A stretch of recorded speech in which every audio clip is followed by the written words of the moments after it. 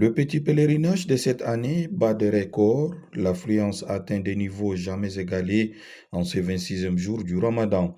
Une situation inédite qui n'a pas empêché le président de transition, général Mohamed Idriss Déby Itnou, de visiter une nouvelle fois la Kaaba où il a pu embrasser la pierre noire encastrée dans l'angle est du monument sacré. Puis, il accomplit des unités de prière surérogatoires devant la station d'Ibrahim. Le chef de l'État enregistre ainsi sa dernière visite dans les lieux et avec elle se referme la page de la Mecque et s'ouvre celle de Jeddah, deuxième ville du pays, qu'il a regagnée dans l'après-midi en empruntant le même passage qu'il a amené dans la ville sainte. C'est ici, sur les bords de la mer Rouge, véritable et historique porte de passage des lieux saints de l'islam, que le chef de l'État a rendez-vous avec le second haut personnage du pays. Le prince héritier et premier ministre d'Arabie Saoudite, Mohammed Ben Salman Ben Abdelaziz Al Saoud, reçoit son hôte et cogénère à qui il voue un grand sentiment de fraternité et d'amitié.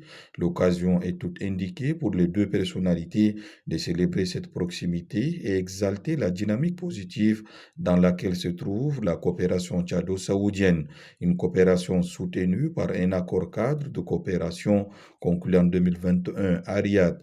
Pas moins de 5 accords et un mémorandum d'entente lient les deux pays. Tout en se félicitant mutuellement de ce parcours, les deux dirigeants ont émis le vœu de voir la coopération franchir de nouveaux paliers encore plus importants. Le président de transition, président de la République, général Mohamed Idriss Déby Itnou, qui a évoqué la marche du Tchad en transition, a également salué l'action du serviteur des deux saintes mosquées et du prince héritier pour leur leadership et leur engagement, donnant une nouvelle impulsion et une nouvelle dynamique qui place le royaume d'Arabie Saoudite au centre de toutes les questions stratégiques au niveau mondial. Un engagement qui rejoint celui du Tchad qui, malgré sa situation politique, lui est propre, s'investit pleinement dans la promotion de la paix, de la stabilité et de la sécurité en Afrique et ailleurs.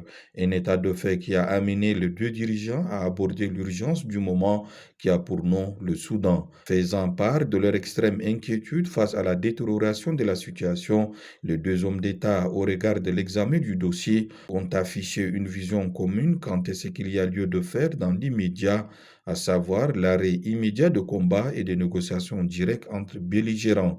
Une position exprimée la veille par le chef de l'État qui a eu des conversations téléphoniques directes avec le président du Conseil souverain du Soudan et son adjoint. L'Arabie saoudite, de son côté, est également particulièrement active, notamment dans le cadre de la Ligue arabe. Les deux pays qui partagent des liens forts avec le Soudan entendent œuvrer davantage afin que cessent les armes dans ce pays et qu'ils se remettent sur les rails du développement.